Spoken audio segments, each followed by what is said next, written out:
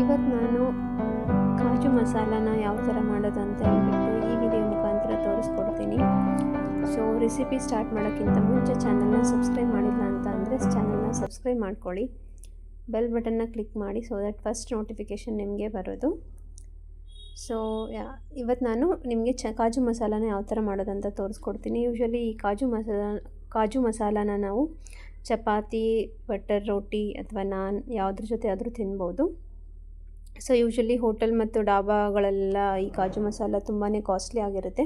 So ಮನೇಲೇ ಯಾವ ಥರ ಕಾಜು ಮಸಾಲ ಮಾಡೋದು ಅಂತ ಹೇಳಿಬಿಟ್ಟು ಈ ವಿಡಿಯೋ ಮುಖಾಂತರ ತೋರಿಸ್ಕೊಡ್ತೀನಿ. ಸೊ ನಮಗೆ ಬೇಕಾಗಿರೋದು ಇಲ್ಲಿ ನಾನು ಕಾಜು ತೊಗೊಂಡಿದ್ದೀನಿ 1 ಕಪ್ ಆಗೋಷ್ಟು. ಆಮೇಲೆ ದೊಡ್ಡದಾಗಿ ಹೆಚ್ಚಿರೋಂಥ ಈರುಳ್ಳಿ, ಮೆಣಸಿನ್ಕಾಯಿ 2ರಿಂದ 3, ಕಸೂರಿ ಮೇಥಿ, ಏಲಕ್ಕಿ, ಚಕ್ಕೆ, ಲವಂಗ ಮತ್ತು ಪಲಾವ್ ಎಲೆ, ಆಮೇಲೆ ಜೀರಿಗೆ, ಒಂದು ಬಿಗ್ ಸೈಜ್ ಟೊಮ್ಯಾಟೋನ ಕಟ್ ಮಾಡಿ ಇಟ್ಕೊಂಡಿದ್ದೀನಿ ಚಿಕ್ಕದಾಗಿ. ಆಮೇಲೆ ಚಿಕ್ಕದಾಗಿ ಹೆಚ್ಚಿರೋಂಥ 2 ಮೀಡಿಯಮ್ ಸೈಜ್ ಈರುಳ್ಳಿ.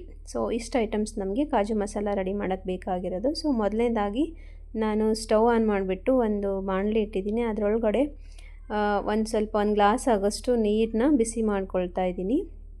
ನೀರು ಚೆನ್ನಾಗಿ ವಾರ್ಮ್ ಆದಮೇಲೆ ಅದಕ್ಕೆ ನಾವು ದೊಡ್ಡದಾಗಿ ಕಟ್ ಮಾಡಿ ಇಟ್ಕೊಂಡಿರೋಂತಹ ಈರುಳ್ಳಿನ ಮತ್ತು 1 ಕಪ್ ಗೋಡಂಬಿನ ಹಾಕ್ಕೊಂಡ್ಬಿಟ್ಟು ಚೆನ್ನಾಗಿ ಕುದಿಸ್ಕೊಳ್ಬೇಕು. ಈರುಳ್ಳಿ ಮತ್ತು ಗೋಡಂಬಿ ಎರಡೂ ಚೆನ್ನಾಗಿ ಬೇಯಬೇಕು. ಅದು ಬೆಂದಾದ ನಂತರ ನಾವು ಅದು ನೀರನ್ನ ಸ್ವಲ್ಪ ತಣ್ಣಗಾಗಕ್ಕೆ ಬಿಡಬೇಕು. ಸ್ವಲ್ಪ ತಣ್ಣಗಾದ ನಂತರ ಅದರಲ್ಲಿರೋಂಥ ಈರುಳ್ಳಿ ಮತ್ತು ಕಾಜುನ ಮಿಕ್ಸಿ ಜಾರ್ಗೆ ಹಾಕ್ಕೊಂಡಿದ್ದೀನಿ. ಇಲ್ಲಿ ನುಣ್ಣಗೆ ಫೈನ್ ಪೇಸ್ಟ್ ಎಷ್ಟು ಚೆನ್ನಾಗಿ ರುಬ್ಕೊಳ್ಳೋಕ್ಕಾಗುತ್ತೆ ಅಷ್ಟು ಚೆನ್ನಾಗಿ ರುಬ್ಕೊಳ್ಬೇಕು ಅದನ್ನ.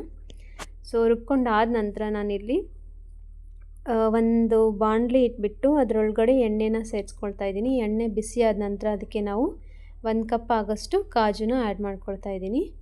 ಗೋಡಂಬಿ ನಿಮಗೆ ಜಾಸ್ತಿ ಬೇಕಾಗಿದ್ದರೆ ಜಾಸ್ತಿನೂ ಸಹ ಆ್ಯಡ್ ಮಾಡ್ಕೊಳ್ಬೋದು. ಸೊ ಯೂಶ್ವಲಿ ಕಾಜು ಮಸಾಲಕ್ಕೆ ಸ್ವಲ್ಪ ಜಾಸ್ತಿ ಗೋಡಂಬಿ ಇದ್ರೇ ಚೆನ್ನಾಗಿರುತ್ತೆ.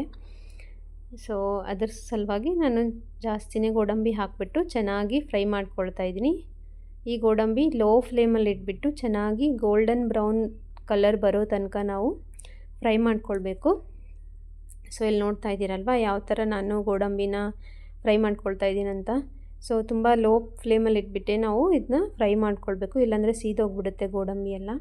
ಸೊ ಈ ಥರ ಗೋಲ್ಡನ್ ಬ್ರೌನ್ ಕಲರ್ ಬರೋ ಹಾಗೆ ನಾವು ಗೋಡಂಬಿನ ಫ್ರೈ ಮಾಡ್ಕೊಳ್ಬೇಕು. ಸೊ ಅದೇ ಪ್ಯಾನ್ ಒಳಗಡೆ ನಾನು ಎಣ್ಣೆ ಕಾದಿದೆ ಅಲ್ವಾ, ಅದರೊಳಗಡೆ ನಾನು 1 ಟೇಬಲ್ ಸ್ಪೂನ್ ಆಗೋಷ್ಟು ಜೀರಿಗೆ, ಪಲಾವ್ ಎಲೆ ಮತ್ತು ಮಸಾಲ ಐಟಮ್ಸು ಏಲಕ್ಕಿ, ಗೋಡಂಬಿ, ಚಕ್ಕೆನ ಹಾಕ್ಕೊಂಡಿದ್ದೀನಿ.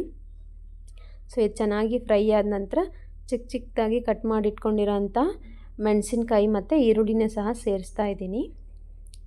ಸೊ ಈರುಳ್ಳಿ ಇದೆಲ್ಲ ಮಸಾಲಾನ ನಾವು ಈರುಳ್ಳಿ ಮತ್ತು ಮೆಣಸಿನ್ಕಾಯಿ ಇದು ಚೆನ್ನಾಗಿ ಫ್ರೈ ಮಾಡ್ಕೊಳ್ಬೇಕು. ಸೊ ಇದಕ್ಕೇ ನಾನು 1 ಟೇಬಲ್ ಸ್ಪೂನ್ ಆಗೋಷ್ಟು ಶುಂಠಿ ಬೆಳ್ಳುಳ್ಳಿ ಪೇಸ್ಟ್ನ ಸಹ ಇದಕ್ಕೆ ಆ್ಯಡ್ ಮಾಡ್ತಾ ಇದ್ದೀನಿ. ನಾನಿಲ್ಲಿ ರೆಡಿಮೇಡ್ ಪೇಸ್ಟ್ನ ಯೂಸ್ ಮಾಡಿದ್ದೀನಿ. ಸೊ ಪೇಸ್ಟ್ ಹಾಕಿದ ನಂತರ ಚೆನ್ನಾಗಿ ಫ್ರೈ ಮಾಡ್ಕೊಳ್ಬೇಕು. ಹಸಿ ವಾಸನೆ ಎಲ್ಲ ಹೋಗಬೇಕದು ಶುಂಠಿ ಬೆಳ್ಳುಳ್ಳಿ ಪೇಸ್ಟ್ದು. ಸೊ ಒಗ್ಗರಣೆಗೆ ಯೂಶ್ವಲಿ ನಾವು ಚಿಕ್ಕದಾಗಿ ಹೆಚ್ಚಿಟ್ಕೊಂಡಿರೋಂತಹ ಈರುಳ್ಳಿ ಹಾಕಿದ್ರೇ ಚೆಂದ. ಸೊ ಇದು ಫ್ರೈ ಆದ ನಂತರ ಇದಕ್ಕೆ ನಾವು ರುಚಿಗೆ ತಕ್ಕಷ್ಟು ಉಪ್ಪು, ಅರಿಶಿನ 1 ಟೇಬಲ್ ಸ್ಪೂನು ಮತ್ತು 2ರಿಂದ 3 ಟೇಬಲ್ ಸ್ಪೂನು ಖಾರದ ಪುಡಿ ನಿಮ್ಗೆ ರುಚಿಗೆ ತಕ್ಕಷ್ಟು ಅದಕ್ಕೆ ಆ್ಯಡ್ ಮಾಡ್ಕೊಂಡ್ಬಿಟ್ಟು ಮತ್ತೆ ನಾವು ಚೆನ್ನಾಗಿ ಫ್ರೈ ಮಾಡ್ಕೊಳ್ಬೇಕು. 1ರಿಂದ 2 ನಿಮಿಷದವರೆಗೂ ಅದೆಲ್ಲ ಖಾರದ ಪುಡಿ ಅದೆಲ್ಲ ಫ್ರೈ ಆಗಬೇಕು ಚೆನ್ನಾಗಿ. ಸೊ ಅದು ಫ್ರೈ ಆದ ನಂತರ ಅದಕ್ಕೆ ನಾನು ಹೆಚ್ಚಿಟ್ಕೊಂಡಿರೋಂತಹ ಟೊಮ್ಯಾಟೊನೂ ಸಹ ಆ್ಯಡ್ ಮಾಡಿದ್ದೀನಿ. ಸೊ ಟೊಮ್ಯಾಟೊ ಆ್ಯಡ್ ಮಾಡಿದ ನಂತರ ಇದನ್ನ ನಾವು 2ರಿಂದ 3 ನಿಮಿಷದವರೆಗೂ ಚೆನ್ನಾಗಿ ಟೊಮ್ಯಾಟೊ ತುಂಬ ಚೆನ್ನಾಗಿ ಫ್ರೈ ಆಗಬೇಕು. ಆ ಥರ ನಾವು ಇದನ್ನು ಫ್ರೈ ಮಾಡ್ಕೊಳ್ಬೇಕು. ಸೊ ಇಲ್ಲಿ ನೋಡ್ತಾ ಇದ್ದೀರಲ್ವ, ಟೊಮ್ಯಾಟೊನ ಯೂಶ್ವಲಿ ನೀವು ಡೈರೆಕ್ಟಾಗಿ ಯೂಸ್ ಮಾಡ್ದೇ ಪೇಸ್ಟು ಸಹ ಮಾಡ್ಕೊಂಡು ಹಾಕ್ಕೋಬೋದು. ಬಟ್ ನಾನಿಲ್ಲಿ ಒಂದು ಸ್ವಲ್ಪ ಬಾಯೊಳಗಡೆ ಟೊಮ್ಯಾಟೊದು ಅದು ಫ್ಲೇವರ್ ಬಂದ್ರೇ ಚೆನ್ನಾಗಿರುತ್ತೆ ಅಂತ ಹೇಳಿಬಿಟ್ಟು ನಾನು ಚಿಕ್ಕದಾಗಿ ಹೆಚ್ಚಿಬಿಟ್ಟು ಹಾಕ್ಕೊಂಡಿದ್ದೀನಿ. ಸೊ ಟೊಮ್ಯಾಟೊ ಫ್ರೈ ಆದ ನಂತರ ಇದಕ್ಕೆ ನಾವು 1 ಟೇಬಲ್ ಸ್ಪೂನ್ ಆಗೋಷ್ಟು ಧನಿಯಾ ಪುಡಿ ಮತ್ತು 1 ಟೇಬಲ್ ಸ್ಪೂನ್ ಆಗೋಷ್ಟು ಗರಂ ಮಸಾಲ ಪುಡಿನೂ ಸಹ ಆ್ಯಡ್ ಮಾಡ್ಕೊಳ್ತಾ ಇದ್ದೀನಿ. ಸೊ ಈ ಮಸಾಲಾನ ನಾವು ಚೆನ್ನಾಗಿ ಫ್ರೈ ಮಾಡ್ಕೊಳ್ಬೇಕು, ಅಂದರೆ ಮಾತ್ರ ಅದರದ್ದೆಲ್ಲ ಹಸಿ ವಾಸನೆ ಎಲ್ಲ ಹೋಗಬೇಕು. ಹಸಿ ವಾಸನೆ ಎಲ್ಲ ಹೋದಾದ ನಂತರ ಇದಕ್ಕೆ ನಾವು ನುಣ್ಣಗೆ ರುಬ್ಬಿಟ್ಕೊಂಡಿರೋಂತಹ ಪೇಸ್ಟು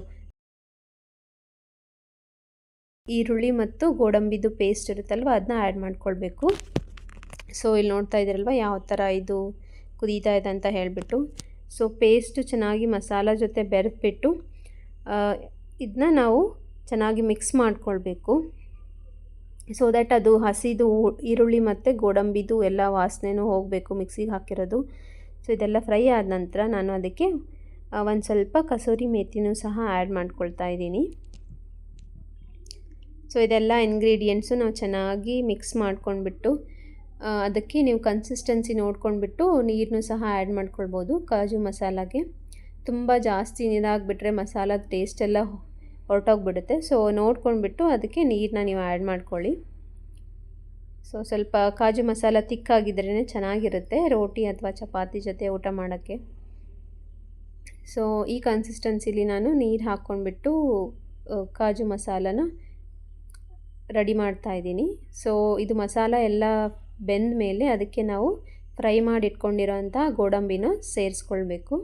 ಸೊ ಇಲ್ಲಿ ನೋಡ್ತಾ ಇದ್ದೀರಲ್ವ, ಗೋಡಂಬಿ ಎಲ್ಲ ಹಾಕಿದ ಮೇಲೆ ಇದು ಮಸಾಲಾನ ನಾವು ಏನಿಲ್ಲ ಅಂದರೆ ಒಂದು 5 to 10 ಮಿನಿಟ್ಸ್ ಆದರೂ ನಾವು ಬಾಯ್ಲ್ ಮಾಡ್ಕೊಳ್ಬೇಕು. ಬಿಕಾಸ್ ಅದೆಲ್ಲ ಗೋಡಂಬಿ ಮಸಾಲಾನ ಹೀರ್ಕೊಂಡು ಕಾಜು ಮಸಾಲ ತುಂಬ ಟೇಸ್ಟಿಯಾಗಿ ಬರುತ್ತೆ. ಸೊ ಪ್ಯಾನ್ದು ನಾನು ಲಿಡ್ನ ಕ್ಲೋಸ್ ಮಾಡಿಬಿಟ್ಟು 5 to 10 ಮಿನಿಟ್ಸ್ ನಾನು ಬಾಯ್ಲ್ ಮಾಡ್ಕೊಂಡಿದ್ದೀನಿ. ಇಲ್ಲಿ ನೋಡ್ತಾ ಇದ್ದೀರಲ್ವ, ಗ್ರೇವಿ ಚೆನ್ನಾಗಿ ಬೆಂದಿದೆ. So kaju masala is ready to serve. So hope ನಿಮಗೆ ಈ ಕಾಜು ಮಸಾಲದ ರೆಸಿಪಿ ಇಷ್ಟ ಆಯಿತು ಅಂದ್ಕೊಳ್ತೀನಿ. ಸೊ ಈ ಕಾಜು ಮಸಾಲಾನ ನಾವು ಚಪಾತಿ ಅಥವಾ ರೊಟ್ಟಿ ಇಲ್ಲಾಂದರೆ ರೆಡಿಮೇಡ್ ಪರೋಟ ಬರುತ್ತಲ್ವ, ಸೊ ಅದ್ರ ಜೊತೆನೂ ನಾವು ಸರ್ವ್ ಮಾಡ್ಬೋದು. ಬಟ್ ನಾನಿಲ್ಲಿ ಇವತ್ತು ಕಾಜು ಮಸಾಲದ ಜೊತೆ ಚಪಾತಿನ ಮಾಡಿದ್ದೆ ಮನೆಯಲ್ಲೇ. ಸೊ ಚಪಾತಿ ಜೊತೆ ನಾನು ಕಾಜು ಮಸಾಲನ ಸರ್ವ್ ಮಾಡ್ತಾಯಿದ್ದೀನಿ, ನೋಡ್ತಾ ಇರ್ಬೋದು. ಸೊ ಹೊರಗಡೆ ಹೋದರೆ ಈ ಕಾಜು ಮಸಾಲ ತುಂಬಾ ಕಾಸ್ಟ್ಲಿ ಆಗಿರುತ್ತೆ. ಏನಿಲ್ಲ ಅಂದರೂ 300 ಆ ಥರ ಇರುತ್ತೆ. ಸೊ ಮನೆಯಲ್ಲೇ ನಾವು ಕಾಜು ಮಸಾಲಾನ ಯಾವ ಥರ ರೆಡಿ ಮಾಡ್ಬೋದು ಅಂತ ಈ ವಿಡಿಯೋ ಮುಖಾಂತರ ತೋರಿಸ್ಕೊಟ್ಟಿದ್ದೀನಿ. ಹೋಪ್ ನಿಮಗೆ ಈ ಕಾಜು ಮಸಾಲದ ರೆಸಿಪಿ ಇಷ್ಟ ಆಯಿತು ಅಂದ್ಕೊಳ್ತೀನಿ. Thank you for watching this video.